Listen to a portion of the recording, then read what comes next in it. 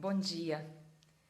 Hoje eu acordei com a autoincumbência de falar um pouco a respeito de um vídeo do coitado do Bolsonaro, porque foi um vídeo que revelou uma flacidez cerebral e uma esquizofrenia moral tão grande que eu levei um tempo para conseguir definir e decidir se era o caso de rir, se era o caso de chorar, ou se era o caso de chorar de rir, ou se era o caso da gente aproveitar essa oportunidade para elucidar algumas coisas, nem que seja no âmbito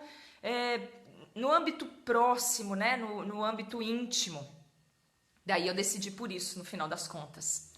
Mas antes eu vou querer gravar esse vídeo falando de um outro assunto, que foi o título que eu coloquei aí, que é a sagrada oportunidade de corrigir falhas, de revisitar as nossas posições, num sentido de melhorá-las, de aprimorá-las, né? Revisitar os nossos posicionamentos é muito interessante, porque a gente consegue de alguma maneira avançar.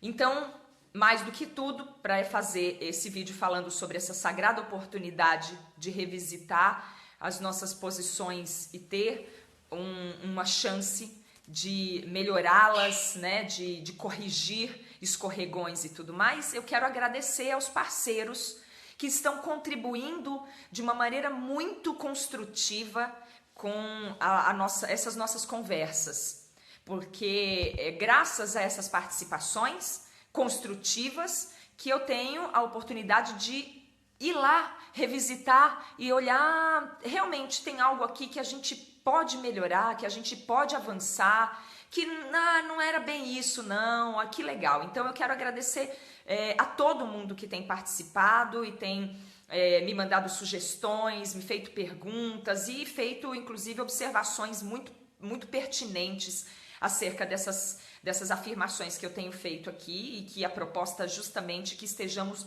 juntos mesmo e sempre horizontalmente, sempre lado a lado. Por isso, Tiago Vieira de Mello, o Animadruga, um cérebro pensante, atuante e com propósito coletivo, isso me dá uma alegria imensa. A Cris, que me fez também uma sugestão, e quem mais que me fez sugestões que eu achei maravilhosas? Bom, à medida que eu for lembrando eu vou dizendo. Então ontem eu fiz um vídeo falando sobre como a gente, algumas ideias sobre como a gente pode se posicionar no ativismo, né? Ativismo é estar ativo, é estar acordado, tomando atitudes, fazendo coisas. E quem tá na chuva se molha, especialmente se a gente vem para a chuva sem guarda-chuva, que é o nosso caso. Nós viemos para uma chuva, uma tempestade que se torna mais torrencial a cada minuto, e a gente não veio se preocupando em se cuidar. Eu preciso me cuidar, eu tenho que me proteger, eu tenho que me assegurar, eu tenho que assegurar a minha integridade. Não, nós viemos lutar por seres que estão hoje sequestrados, né? Que têm os seus direitos hoje sequestrados por pessoas que fazem uso desses direitos e que não estão dispostos a largar o osso. Então o que a gente fez? A gente veio com o que a gente tinha, o máximo de argumentos estudados e pensados possível, e a nossa disposição realmente para a ética, para a tentativa de mudar um sistema escravocrata, corrupto. É tempestade de pacas. E a gente vem disposto, inclusive, a falhar. Então, todas as vezes que eu tomar um posicionamento e eu emitir uma opinião que for passível de correção, eu corro aqui e corrijo.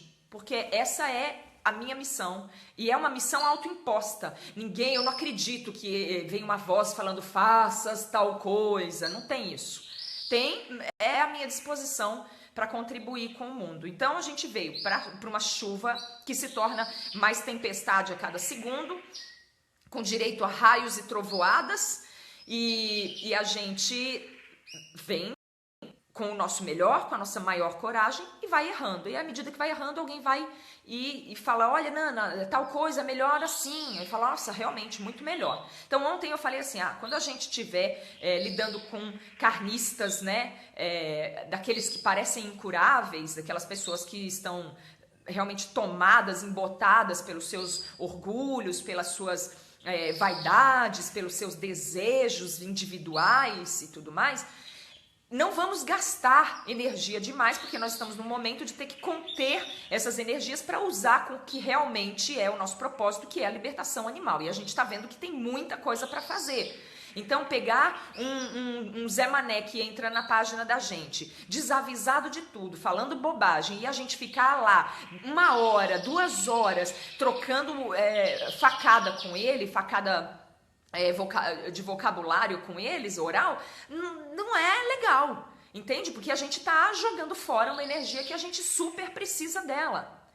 Por outro lado, eu fiz uma observação que era assim, olha, fala alguma coisa e viu que a pessoa é assim, bloqueia. Então, naquele momento, eu achava que isso realmente era a melhor sugestão a dar. Mas aí o parceiro Thiago veio e falou assim, Nana, olha só, muitas elaborações eu consegui a partir de deixar essas pessoas colocarem essa podridão para fora, deixar transbordar a ignorância deles. A gente tem uma oportunidade de vislumbrar o tamanho da merda. A gente tem a oportunidade de, em transbordamento, ter uma dimensão da ignorância e, a partir disso, poder, inclusive, elaborar um antídoto para isso, né? A gente pode elaborar argumentos muito importantes para lidar com essa ignorância, com essa obscuridade mental, com esse egoísmo gigantesco. Então, talvez fosse melhor a gente repensar isso. E eu, imediatamente, fui lá nos anais dos meus pensamentos e falei, realmente, eu acho que é isso mesmo. Acho que a gente precisa fazer o seguinte, não gastar mesmo, eu sustento o meu posicionamento, não me dedicar horrores a essas pessoas que estão vomitando lixo em cima das coisas, desavisados, desinformados, cheios de ego, querendo assegurar só os seus desejos, a realização dos seus desejos. Isso é tão fuleira que não merece mesmo que a gente fique ali num desgaste. Mas se a gente tiver um foco estratégico e tiver com paciência, né? Se aquele não for a sua única moeda para se alimentar, né? De tempo, eu estou dizendo, de energia, vale deixar a pessoa ali mostrar todo o alien que tem dentro, né? Que nem no cinema mesmo, para a gente saber o que é. Porque se a gente vai isolando, chega uma hora que eles estão em maioria, né? Em maioria, assim, a ignorância é uma maioria. A gente já sabe disso, se não fosse assim, a gente não estava tendo o trabalho que está tendo para falar coisas que são elementares. Hoje nós estamos tentando fazer o beabá dentro da ideia da proposta de abolicionismo. Nós estamos lidando com gente que vem falar que alface sente dor, que Deus fez os animais para isso mesmo, que na Bíblia está escrito que Jesus comia peixe, que... estupidez para mais de metro. Só que a gente não está pretendendo exterminar a humanidade. E se a gente não está, vai ter que lidar com isso. Não tem outro jeito. Nossa ideia não é nos tornarmos juízes, mas nos tornarmos sensatos avaliadores. É o mínimo que a gente pode fazer para triar os valores que a gente quer sustentar e entrar numa luta, né? Enfim, não tem outro jeito. Então eu acho que a gente precisa fazer assim. O bom senso precisa ser convocado. Já que eu só estou falando para veganos, eu só estou falando para gente que já despertou, né? Não necessariamente veganos, mas pessoas que já têm um funcionamento cerebral, mental e etc. já mais avançado, então eu já tô fazendo reunião de cúpula aqui. Eu já nem tô falando com essas pessoas que falam bacon é vida, que mais que eles falam assim, umas tolices sem tamanho. Ah, a gente tem canino, isso nunca vai mudar. Eu não tô com essas pessoas, infelizmente. Eu até gostaria de falar, mas já convidei, eles não aparecem. Então, resta para nós nos unirmos aqui e fazer reunião de cúpula mesmo. A gente tá aqui para tentar ver o que a gente faz com essas pessoas que estão se afogando no atoleiro da ignorância e achando lindo. Ai, que gostoso! Nossa, que gostoso comer escuridão! Não tem outro jeito. Então, já que a gente está falando aqui para pessoas que já têm uma condição, né, de entender que realmente todos os seres têm direito à vida, liberdade e integridade, que já conseguem fazer renúncias, né, que já conseguem inclusive fazer substituições, que agora a gente já nem está vivendo no momento de renúncia, a gente já está vivendo num desfrute mesmo da alternativa ética. Nós já conseguimos inclusive desfrutar. Então, eu acho que é legal a gente corrigir coisas que não estão muito bem colocadas. Se a gente puder deixar esse ignorante estrebuchando e mostrando pra gente a dimensão da estupidez dele, pra gente, inclusive, poder ajudar ele a sair daquela escuridão, né? Escuridão intelectual, escuridão filosófica e tudo mais, é bom. Pode ser bom, pode ser bom.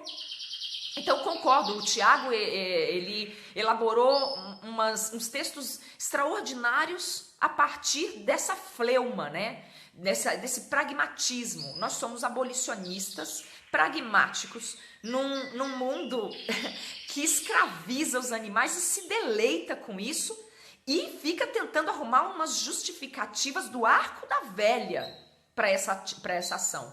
Então, para nós, pode ser legal deixar esses ignorantes verterem todo o lixo. A gente fica com uma peneira da ética, se possível, bem amparada, né? Os nossos referenciais, né? Como Spinoza, que eu sempre cito, né? Um filósofo maravilhoso que fala muito bem sobre a ética.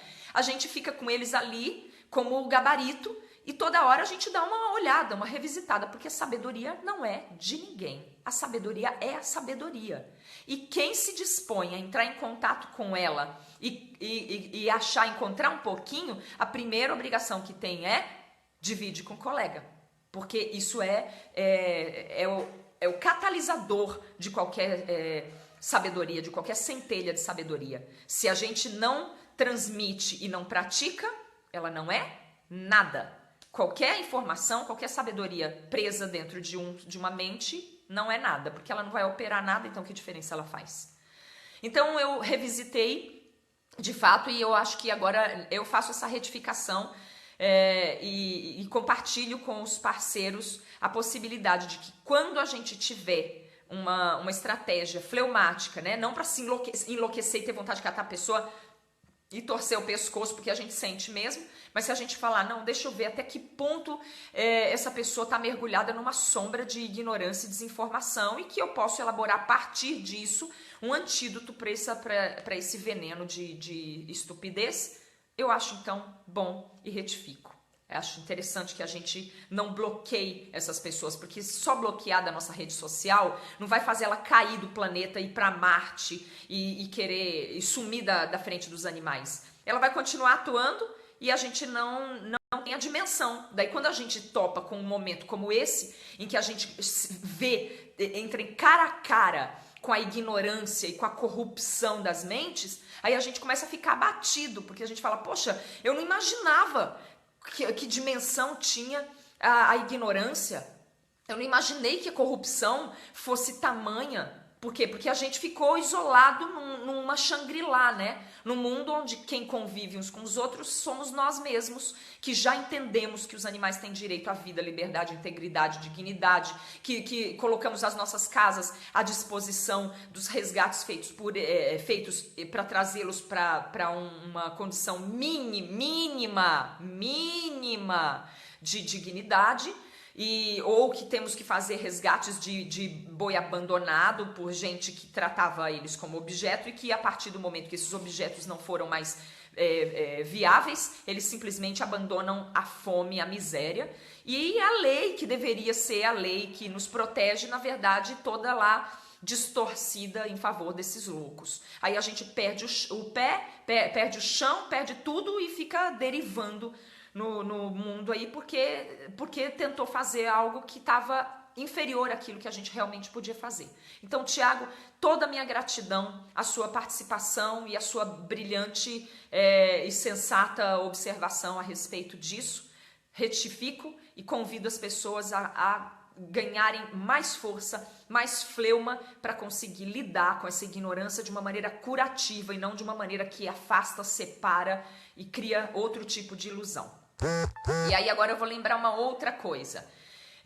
A Cris Cordovil, que é uma parceira da causa abolicionista, que é ativa, muito ativista mesmo, está sempre criando coisas, é atriz e também cria performances ativistas e tudo mais. Ela me fez uma observação também, na verdade duas. Uma sobre a menção que eu fiz ao deputado Ricardo Izar, porque ele teve um momento em que ele ficou do nosso lado e eu citei o deputado de uma maneira elogiosa, mas eu esqueci de mencionar que esse elogio valeu para aquela atitude dele, que era uma atitude que estava em consonância com a proposta de abolição, mas que infelizmente ela ainda é uma ação isolada da parte dele, ela ainda não é uma ação completa, porque em alguns outros momentos ele fez exatamente o contrário, o que nos leva a pensar que é muito difícil confiar nos parceiros e confiar nas pessoas que estão na política, porque quando a gente menos espera, o dinheiro fala mais alto, o desejo de poder fala mais alto e eles corrompem suas atitudes. Lamentável, então, mas eu quero só deixar claro que eu me referi a um momento em que ele se posicionou de uma maneira muito forte em favor da proposta abolicionista, né, da proposta vegana, mas que infelizmente ainda precisamos caminhar alguns passos para ele precisa ampliar essa sua atitude tão valente para todos os outros setores, ou então a gente não pode realmente citá-lo como referência de parceria, porque não é verdade, né? Porque a gente vai incorrer no risco de colocar as pessoas dentro de um equívoco que não é o que a gente propõe, de verdade. Então, obrigada, Cris Cordovil, por essa sugestão, por essa observação que também me leva a deixar mais claro o meu posicionamento e o nosso posicionamento, né? E como que a gente age dentro da causa. A terceira coisa foi que a própria Cris Cordovil me lembrou de me referir aos animais que nós resgatamos e mantemos dentro de um cuidado nas nossas vidas, nas nossas casas, como tutelados e não como meus, né? Por quê? A gente vai falar assim, pô, mas também é muito pelo em ovo, é muita reclamação, toda hora vem uma coisa, nada pode, aí fica mudando o nome das coisas, aí fica com nome, sobrenome, ou sobrenome de família, e daqui a pouco tá o termo para se referir a uma pessoa, um ser e tudo mais, fica parecendo aquele povo lá do Dom Pedro, né, da família Orleans e Bragança, que tem sobrenome que dá a volta ao mundo. É verdade. Mas sabe o que acontece? Eu concordo. Porque, embora a gente ache isso tudo muito chato, né? Imagina 8 bilhões de pessoas tendo que se comunicar de uma maneira, parece que tá pisando em palpos de aranha, né? Mas vamos falar a verdade, como é que a gente muda tanto equívoco se a gente não tirar esses códigos que estão assim com tentáculos enraizados na nossa mente até o último fio de cabelo? É importante. Porque assim, primeiro era assim, vai virando sinônimo de pejorativo, vai virando uma afirmação de uma cultura de erros.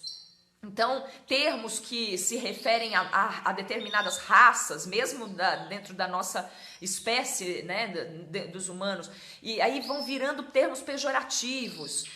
Mulherzinha, entendeu? Mulherzinha. Poxa, o que você quer se referir? Quer se referir que as mulheres são frágeis, que as mulheres são fracas, que as mulheres são inferiores? Então a gente precisa tirar.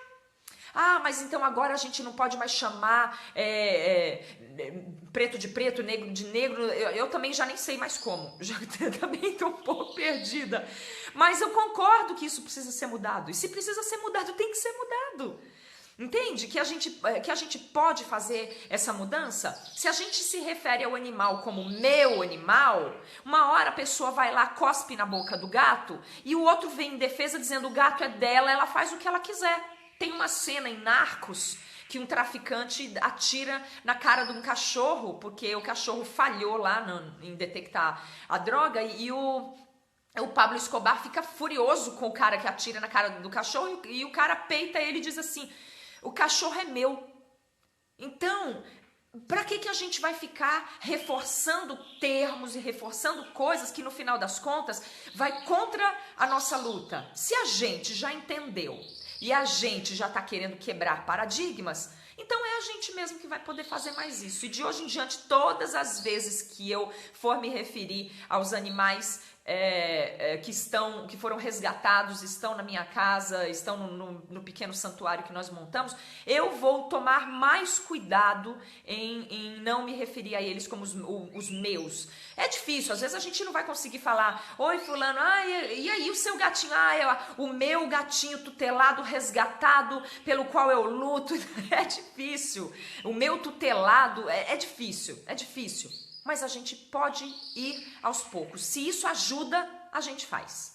Se isso for realmente contribuir com uma quebra de paradigma, de enraizamento de erros sequenciais, qual o problema da gente mudar? Vamos mudar, vamos mudando, vamos arrumando. É assim mesmo que a gente faz. Para mudar uma coisa que é tão gigantescamente errada, né? A gente vai precisar fazer um esforço proporcional. É um esforço gigantesco que vai alcançar todos os setores, todos os lugares, né? E tentando tirar os equívocos, antes de tudo, da nossa própria mente. Tirar esses vícios que a gente tem dentro do erro, quando o erro começa a ficar confortável, né? Quando a merda começa a ficar quentinha, aí você fala: ai, mas tá tão quente, eu vou sair daqui, aí não vou conseguir chegar, aí vai ter alguém que vai me criticar e o outro que vai questionar. Ai, deixa eu ficar aqui mesmo. Bom, não, eu não vou ficar aqui mesmo. Eu tô aqui para errar e consertar e inclusive, de repente, servir de inspiração para outros que estão errando, mas com o propósito de acertar. E com o propósito de acertar, a primeira coisa que a gente tem que fazer é ter a humildade e a rapidez de tentar corrigir o erro, mesmo que às vezes a gente corrija e substitua por outra coisa que ainda não é a mais certa, mas a gente está na tentativa e a gente está acreditando. E daí a hora que a gente achar o que é mais certo, a gente já está treinado para fazer isso, porque a gente já largou esse apego que a gente tem ao que é errado e quentinho. Né, Bentinho? É isso aí, ó. Tá, então se são essas três